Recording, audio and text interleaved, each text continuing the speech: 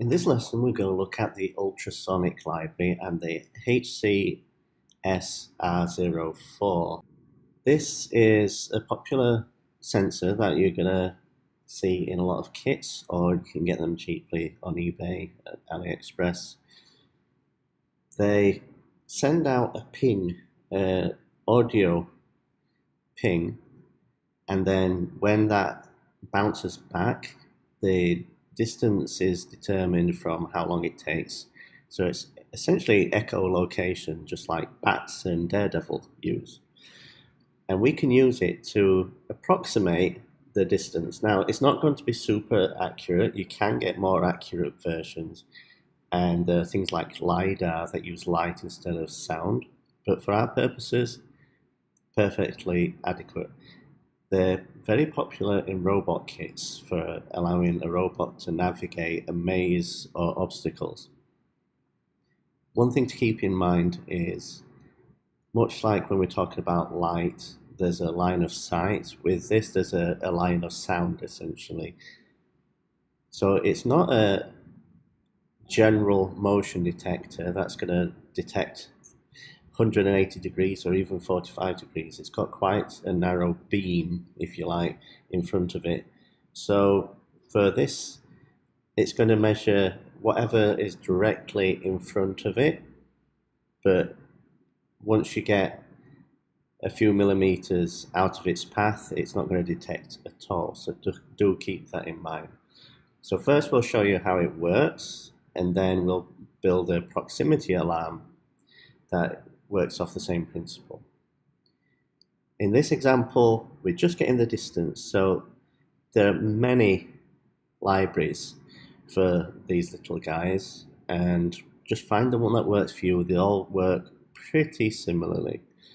I'm using A0 and A1, but as you can see, we're specifying here which pins you want to use. One is the trigger and one's the echo, so one's the sender and one's the receiver.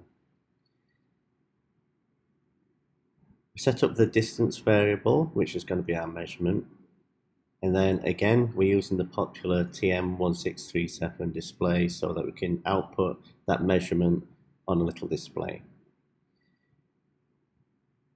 Like before, we set the brightness, and then in our loop, we're using the regular delay because we're not doing anything too taxing. We don't really need to be multitasking.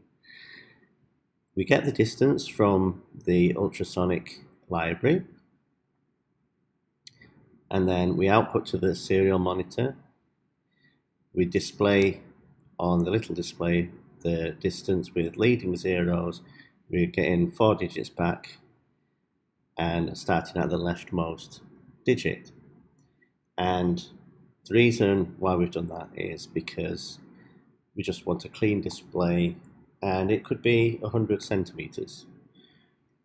So it just makes it a nice display so we can see what is going on.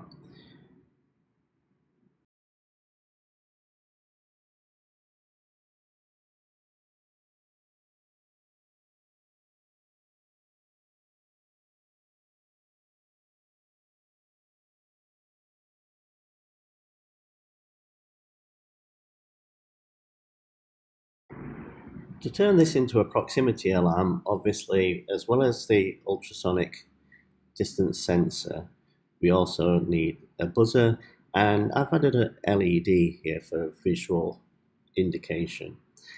We could use this either as an intruder alert to tell you if one of your siblings is trying to get into your cookie stash. You could use it to scare the cats away from jumping up on the worktop, or you could use it as a parking sensor. If your garage is quite cramped like ours is because of all the tools and things that we've got in there, it might allow you to park safely by detecting when your car is getting too close to an obstacle and tell you to back off or stop. We've got the buzzer on pin 10, the LED on pin 11.